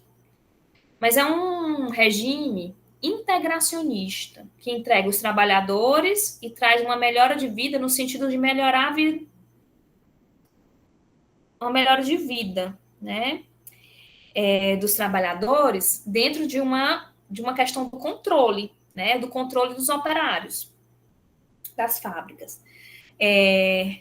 Das fábricas para as residências, né? Então, assim, eu vou criar uma institucionalização dentro dessa acumulação de acumulação conjugada, né, do capitalismo, aí o estado de bem-estar social, em que esse sujeito vai ter um regime integracionista, eu vou integrar esse trabalhador do público, do privado, ele vai, eu de certa forma controlo a vida, né, melhoro a vida desse trabalhador, porque há uma extensão do controle a ele, né? De casa para o trabalho, de trabalho para casa, né? Ou seja, os empregadores, eles passam a fiscalizar o que os trabalhadores estão fazendo fora do trabalho, né? E aí isso acaba fazendo a diferença se o trabalhador será contratado ou não, se vai continuar contratado ou não. Né? Até hoje, a gente vê essa perspectiva, né, do controle. Então, é importante a gente entender em que momento estamos dentro dessa história do capitalismo, dentro dessa história do lazer, do trabalho e do lazer. Né? E o lazer se institui de forma mais acabada nesse período, a partir da década de 50. Como eu já citei para vocês, a década de 50, principalmente porque eu trouxe o exemplo do SESC, né, anteriormente. E temos a colonização capitalista, da diversão, fazendo com que todas as atividades de lazer sejam mercantilizadas. Né? Você tem que pagar para se divertir. né? Os programas de lazer dos trabalhadores se proliferaram nesse período, tá? Então, nós chegamos na contemporaneidade, que é de onde nós saímos ali. Né? As visões contemporâneas. Né? Eu vou deixar aqui nas dimensões do lazer, porque, de certa forma, engloba esse tópico agora, vai englobar esse tópico, engloba essa discussão, tá? Engloba essa discussão, mas prometo para vocês que é justo no sentido de trazer os autores, né? E trazer as discussões que eu organizei aqui, tá? Então, nós chegamos à contemporaneidade, que se torna inicialmente importante entender o que é contemporaneidade. Né? É o momento do capitalismo, entendido como regime de acumulação integral. Isso, gente, tem um recorte temporal que é mais ou menos de 1980 para cá. Né? É a fase contemporânea do capitalismo, que é diferente da história contemporânea, que os historiadores, né, utilizam para dividir a história. Enfim. Né? Então, nesse período, há um rápido aprimoramento da tecnologia, né, microeletrônica, e isso vai impactar decisivamente nos jogos eletrônicos, que são uma parte do capital recreativo, né, que traz muito lucro. A gente sabe hoje como os games, né, eles geram bastante lucro. Então, da década de 80 para cá, com o surgimento da questão microeletrônica, né,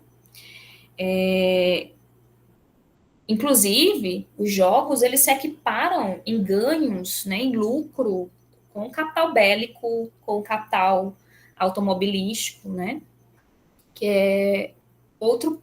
E o outro ponto é a intensificação do caráter mercantil, da cultura, né? A arte que vai sendo cada vez mais mercantilizada, tá? Então, aí, por isso que eu trago essas perspectivas, né? Dentro da perspectiva econômica, né? O setor do lazer é parte da economia, né? E gera muito lucro. Então, o surgimento de áreas de lazer e a tentativa de reprodução do ambiente rural, né, as pessoas passaram a adquirir casas no campo, né? Então, o que a gente está demarcando aqui? A gente está demarcando que o surgimento, né, das tecnologias microeletrônicas, dos jogos, né, a intensificação da arte, né, como mercadoria, o surgimento de áreas de lazer, né, e a tentativa de reprodução do ambiente rural, que as pessoas que passaram a adquirir casas no campo, né, para desfrutar de um ambiente mais tranquilo, mais urbano, né, olha aí a dimensão individual, né, mais tranquilo ao ambiente urbano. O turismo, e aí é uma parte que nos interessa aqui, né, o turismo, gente, ele vai se expandir, né, na contemporaneidade, nesse momento do capitalismo, né? No sentido que vai se criar vários pacotes, né, de viagem, várias cidades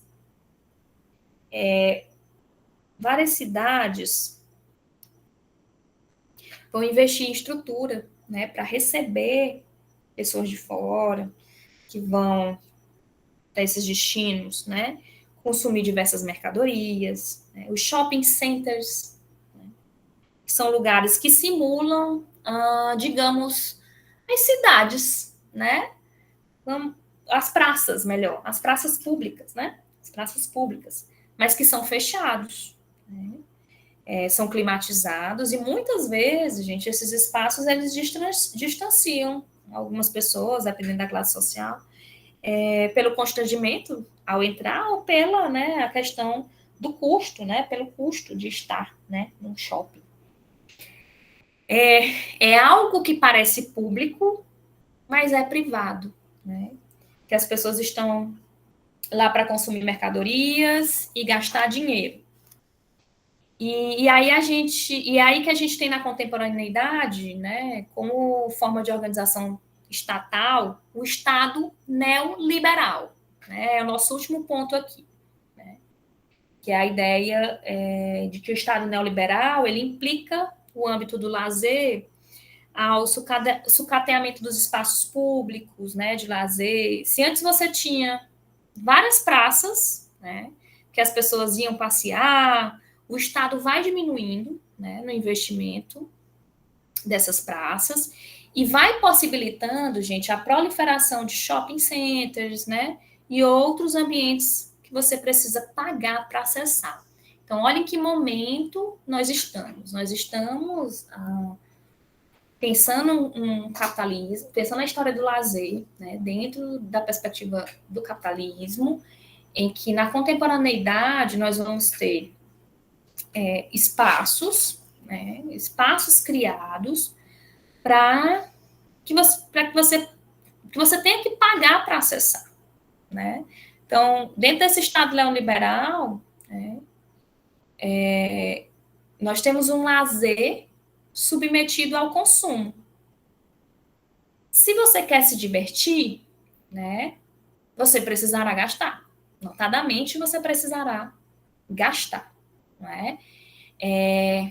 E aí, né, por isso que eu trouxe esse tópico aqui para a gente pensar que o lazer tem diversas dimensões, né? Essa dimensão individual do bem-estar, da criatividade, essa dimensão coletiva, dentro da perspectiva da identidade cultural, das práticas comunitárias. Então, que práticas são relacionadas a determinados grupos, né? As práticas de lazer que são relacionadas a determinados grupos.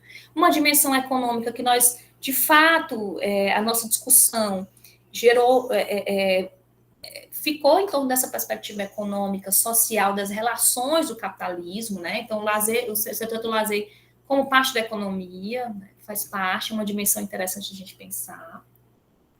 E aí eu termino com a citação do Marcelino: lazer é espaço de sociabilidade, desenvolvimento cultural e coletivo, tá? Então, para sintetizarmos e fecharmos essas discussões, né, a gente pode trazer 2 pontos aqui. O lazer deve ser compreendido como direito social e necessidade humana. Então, nós saímos de uma perspectiva funcionalista que apenas via a questão do descanso, né? Para pensar esse lazer como direito social, o lazer relacionado ao tempo e ao recurso, né, dos sujeitos, para que possam praticá-lo, né? E que vai além do simples tempo livre, né? É uma vivência cultural, educativa e social, que é o que nós vamos abranger na nossa próxima aula, é o que a nossa unidade 3 traz, bem relacionado aos diálogos próximos do lazer com o turismo e com a educação, tá, turma? Eu encerro aqui a minha fala, 9 horas cravadas no meu relógio, fico à disposição se a gente ainda for trocar mais alguma ideia, e quero agradecê-los pela presença e pelas interações, tá bom? Obrigada. Vou parar aqui a apresentação, parar o compartilhamento. Não sei por que minha câmera some. Tem alguma coisa. Eu aperto aqui e diz que